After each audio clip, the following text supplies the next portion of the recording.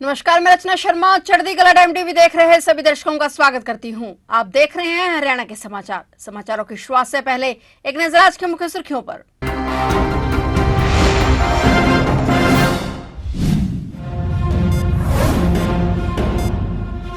हरियाणा के 2 जिलों में इंटरनेट बंद। भिवानी और दादरी में 2 दिन के लिए इंटरनेट बंद करने के आदेश। मनीषा हत्याकांड को लेकर गृह विभाग ने लिया फैसला।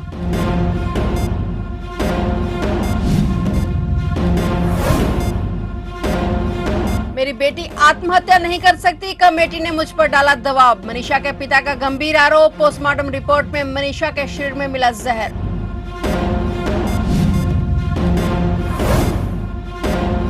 अग्रोहा को मिलेगी विश्व पुरातात्विक मानचित्र पर नई पहचान। अग्रोहा में अत्याधुनिक संग्रहालय की होगी स्थापना। मुख्यमंत्री की अध्यक्षता में हुई बैठक में हुआ फैसला।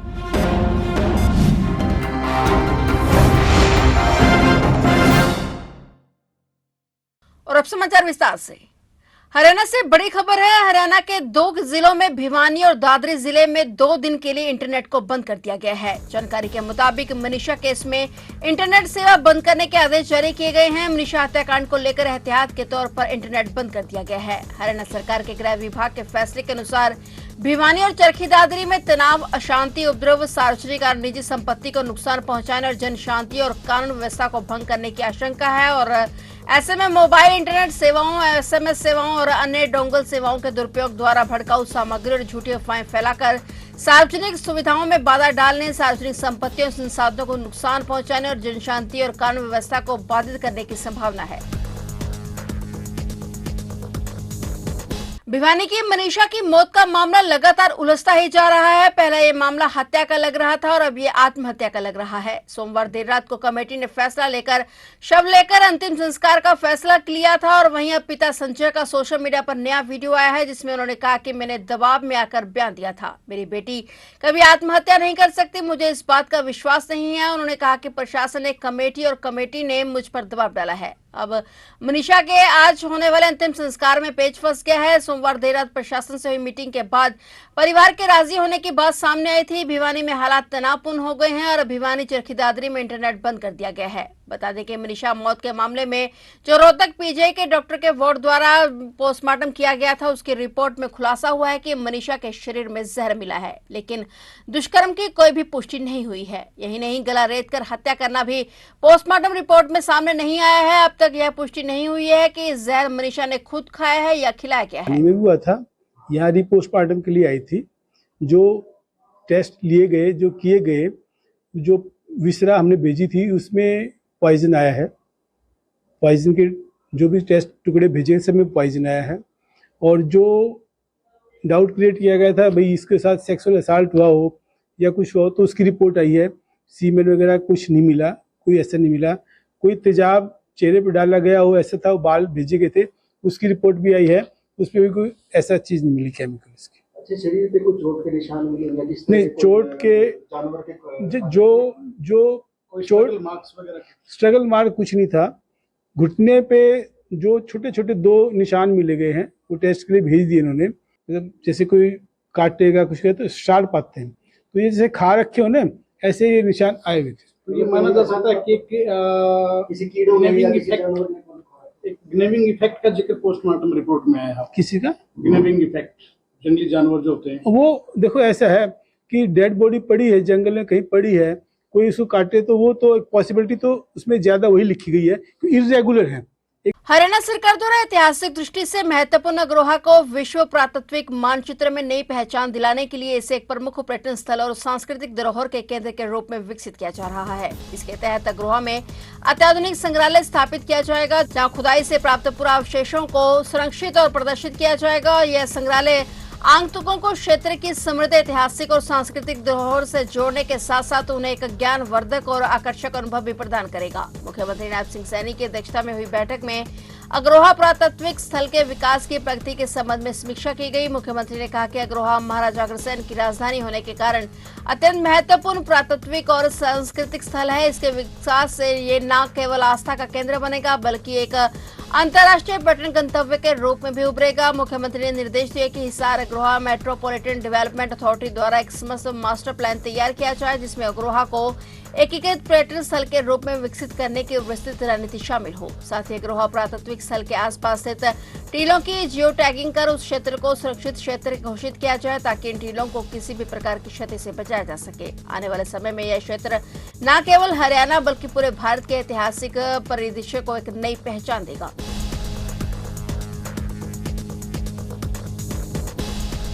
अंबाला के साहाखंड के गांव लंगर छलनी गांव में बड़े स्तर पर चल रहे फर्जी नशा मुक्ति केंद्र का भंडाफोड़ हुआ है। पुलिस की टीम ने नशा मुक्ति केंद्र पर रेड की तो वहां से 23 युवकों को पकड़कर उन्हें अंबाला कैंट के नागरिक अस्पताल में पहुंचाकर उनका मेडिकल करवाया गया। पुलिस की माने तो नशा मुक्ति केंद्र के पास कोई भी दस्तावेज सेंटर चलाने का नहीं था और सेंटर चला रहे 10 से 12 लोगों को हिरासत में लिया गया है। सेंटर के संचालक पंजाब के रहने वाले हैं जिनकी जांच की जा रही है और इस मामले में आगे की कार्रवाई स्वास्थ्य विभाग करेगा। अंबाला में फर्जी नशा मुक्ति केंद्र मिलने का यह कोई पहला मामला नहीं है। इससे पहले भी कई फर्जी नशा मुक्ति केंद्र यहां पकड़े जा चुके हैं और उसके बावजूद प्रशासन ने कोई सख्ती नहीं की है, जिसके चलते यह अवैध धंधा यहां आसानी से फल फूल रहा है। फिलहाल स्वास्थ्य विभाग का कहना है कि इस मामले को डीसी अंबाला के समक्ष रखा जाएगा और आगे की कार्रवाई की जाएगी।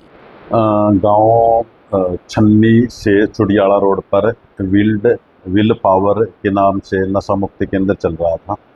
जब पुलिस रेड पर गई और उसके मालिकों से नशा मुक्ति केंद्र बारे कागजात मांगे, लाइसेंस मांगा तो उनके पास कोई कागज नहीं। तो कितने लोग वहां से पकड़े गए? वहाँ से करीब 22 एडिक्ट पकड़े गए हैं और 10-12 का स्टाफ था। क्या कार्रवाई रहेगी अभी कहाँ भेजना होगा?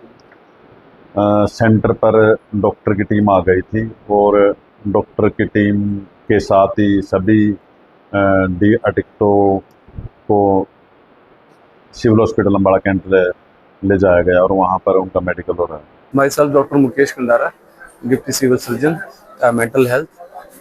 आज सुबह दोपहर को 2 बजे एक एसपी ऑफिस से हमारे सीएमओ सर को इन्फॉर्मेशन मिली कि एक लंगर चन्नी गांव में एक बिना लाइसेंस के एक डी एडिक्शन सेंटर चल रहा है जो कि इलीगल है। उन्होंने प्रोविजनल लाइसेंस के लिए अप्लाई कर रखा है लेकिन उनको अभी तक मिला नहीं है। उसके बावजूद भी वो लोग सेंटर को रन कर रहे थे जो कि गैर कानूनी है। और इसके बाद हम ये पुलिस वालों ने उनको गिरफ्तार कर लिया था, जो उनके ओनर अभी साथ थाने में ही है। और अभी जो 23 लोग थे, 23 लोगों को वो मेडिकल एग्जामिनेशन के लिए और साइकेट्रिक इवैल्यूएशन के लिए लेकर आए थे, जहां का हमारे डॉक्टरों ने उनको इवैल्यूएशन कर दिया है, साइकेट्रिक इवैल्यूएशन कर दिया। अब उनको हमने पेशेंट को डॉक्टरों की पुलिस के हवाले कर दिया है। जुलाई 2023 में 42 दिन की हड़ताल पर रहे लिपिकों को प्रदेश सरकार ने बड़ी राहत दी है। अब इस हड़ताल अवधि को leave of the kind due माना जाएगा और हड़ताल अवधि का ना तो वेतन काटा जाएगा और ना ही इस अवधि को ब्रेक इन सर्विस माना जाएगा। मुख्य सचिव अनुराग रस्तोगी, जिनके पास वित्त विभाग के अतिरिक्त मुख्य सचिव का कार्यभार भी है, उन्होंने इस संबंध में आदेश जारी कर दिया है। हड़ताल पर जाने से पूर्व अर्जित अथवा संचित अर्जित अवकाश को सर्वप्रथम समायोजित किया जाएगा और इसके पश्चात हाफ पे लीव जाएगा और अर्जित अवकाश और हाफ पे लीव की कटौती के बाद भी यदि हड़ताल अवधि शेष रहती है तो अग्रिम अर्जित अवकाश स्वीकृत किया जाएगा। इससे संबंधित लिपिकों के भविष्य में अर्जित होने वाले अवकाश खाते से समायोजित किया जाएगा। मुख्य सचिव द्वारा जारी यह आदेश में कहा गया है कि यह छूट केवल एक बार की विशेष व्यवस्था के तौर पर दी जा रही है और इसे भविष्य में मिसाल के तौर पर नहीं लिया जाएगा। यह निर्देश केवल कुछ श्रेणियों के कर्मचारियों, खासतौर पर लिपिकों पर लागू होंगे जिन्होंने उस विशेष हड़ताल में भाग लिया था। ऑपरेशन सिंदूर और उससे पहले पाकिस्तान के लिए जासूसी करने के आरोप में पकड़े गए गुला के गांव मर्तगढ़ निवासी देवेंद्र सिंह के मामले की जांच पूरी करते हुए एसआईटी ने 136 पेजों और 2 टीबी की हार्ड डिस्क के साथ चार्जशीट अदालत में पेश कर दी है। देवेंद्र फिलहाल कैथल जेल में बंद है। एसआईटी इंचार्ज गुरविंदर सिंह ने बताया कि जांच में सामने है कि देवेंद्र सिंह का पाकिस्तानी इंटेलिजेंस ऑफिसर के साथ संपर्क था और वह उनसे लगातार वीडियो कॉल पर बातचीत करता था। देवेंद्र सिंह ने व्हाट्सएप सहित अन्य सोशल मीडिया के माध्यम से कुछ फोटो भी पाकिस्तान भेजे थे। सोनीपत में स्थित पुलिस लाइन से एक दिल दहला देने वाला मामला सामने आया है। पुलिस लाइन में स्तब्ध कर देने वाली घटना हुई। ब्लॉक सी की लिफ्ट में फंसने से महिला सिपाही के 2 साल के बच्चे की मौत हो गई। हादसे के बारे में जिसने सुना वह सन्न रह गया। हादसे की सूचना मिलने के बाद सोनीपत पुलिस के आला अधिकारी मौके पर पहुंचे। बच्चे के परिजनों के साथ पुलिस लाइन में मातम का माहौल हो गया है। मृतक बच्चे उद्वंश की मां हरियाणा पुलिस महिला में सिपाही के तौर पर तैनात है और परिवार के साथ साथ पुलिस लाइन में मातम का माहौल है। सोनीपत पुलिस कमिश्नर ममता सिंह और पुलिस अधिकारियों ने परिवार से मुलाकात की। जानकारी के मुताबिक हादसे में मृत हुए 2 साल के बच्चे उद्वंश की मां प्रियंका का 1 महीने पहले ही अस्थायी तौर पर कुरुक्षेत्र से सोनीपत तबादला हुआ है। जांच में पता चला कि ब्लॉक सी की लिफ्ट बहुत दिनों से खराब है, जिसकी शिकायत भी की जा चुकी है, लेकिन उसके बाद भी कोई समाधान नहीं हुआ है। सोनीपत के नेशनल हाईवे 44 पर बहालगढ़ फ्लाईओवर के पास हादसा हो गया। यहां हिमाचल की बस हादसे का शिकार हो गई। सवारियों से भरी बस में 10 लोग घायल हो गए, जिन्हें अस्पताल में भर्ती कराया गया है। फिलहाल पुलिस मामले की जांच कर रही है। यह हादसा बस और ट्रक में हुआ। हिमाचल बस रोडवेज पालमपुर से दिल्ली जा रही थी और आगे चल रहे ट्रक ड्राइवर ने अचानक ब्रेक लगा दी और हाईवे पर अचानक ट्रक के ब्रेक लगने के कारण बस अनियंत्रित होकर ट्रक से टकरा गई, जिससे बस चालक और परिचालक घायल हो गए। घायलों को इलाज के लिए सोनीपत नागरिक अस्पताल ले जाया गया। प्राथमिक उपचार के बाद एक यात्री को रोहतक पीजी रेफर किया गया है। सोनीपत पुलिस हादसे की जांच में जुटी हुई। यमुनानगर के कई गांव बाढ़ से प्रभावित हुए हैं। सोम नदी की क्षमता 10,000 क्यूसेक की है, जिसमें 24,000 क्यूसेक पानी आ गया और गांव में जहां कल आबादी में पानी चला गया था, खेतों में कई फुट पानी था, सड़कों पर पानी था और वहीं कई गांव में आज भी सड़कों पर खेतों में कई फुट पानी नजर आ रहा है। यमुनानगर के उपायुक्त पार्थ गुप्ता ने विभिन्न विभागों के अधिकारियों के साथ बाढ़ प्रभावित इलाकों का दौरा किया। यहाँ उन्होंने लोगों की समस्याएं सुनी और अधिकारियों को निर्देश दिए कि वह लोगों की समस्याओं का तुरंत समाधान करें। ये पिछले 2 दिन में जो वर्षा हुई है, बहुत ज़्यादा वर्षा हुई और पीछे भी जो हमारे पहाड़ों में भी काफ़ी जो है बारिश हुई है और उसके चलते जो हमारे नदियों में और जो बाकी जगह जो है बहुत ज़्यादा पानी आ गया था। डिस्चार्ज जो कल अगर आप बात करें, हथनीकुंड में करीबन 1.25 लाख क्यूसेक भी जो है वो डिस्चार्ज पहुंच गया था और उसको देखते हुए हमारा जो प्रशासन था वो अलर्ट मोड में जो था और सभी गाँव में और बाकी एरिया में भी जो है कल से और जो है पंचायतों के और लोगों के जो टच में थे, दौरा कल भी कर रहे थे और स्थिति पे नज़र बनाए हुए थे कि कहीं पे जो ज़्यादा दिक्कत तो नहीं आ रही। और कुछ गाँवों में जैसे आबादी में सड़कों पे जो है गलियों में पानी जो है कल घुस गया था और उसको देखते हुए जो है विभिन्न जो है इंतज़ाम किए गए और आज भी जो है ये दौरा इसलिए किया जा रहा है कि जो स्थिति है ग्राउंड में उसको एक बार देखने के लिए क्या है। तो मोस्टली जो है पानी जो है आज के दिन आबादी में कहीं पानी नहीं है, कुछ गलियों में पानी जो था वो देखा गया। उसके लिए जैसे पंजोटो की अगर मैं बात करूँ तो वहाँ पर एक जो नाला बनाने की जो रिक्वेस्ट आई थी, वो समस्या जो थी उस पर जो कार्रवाई करी गई।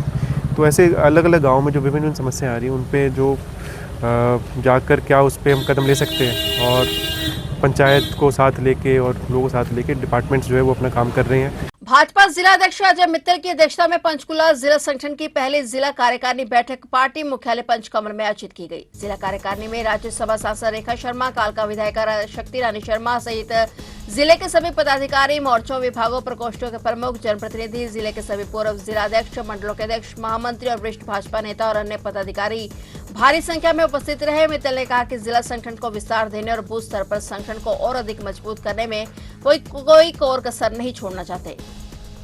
आज जब से नया जिला बना है उसकी पहली बैठक थी और इस बैठक के अंदर हमारे 7 स्तर रखे हुए हैं, जिसमें पहले हमारा जो जिला का जो हमने जिला की जब से 17 मार्च को ये जिला गठन नया जिला का गठन हुआ था, आज हमारे 5 महीने हो चुके हैं इस जिले को बने को और उसके अंदर जितने भी हमारे कार्यक्रम आए हैं उसकी रूपरेखा का हमने विस्तार से चर्चा की है।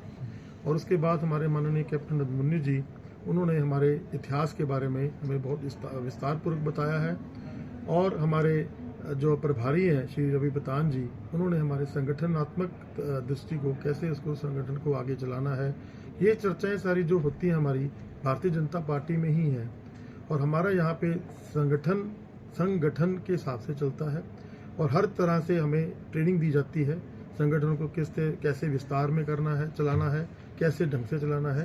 ये सभी हमारे को यहाँ जब कार्यकारिणी होती है तो उसमें हमारे को पूरा का पूरा शेष मिलता है।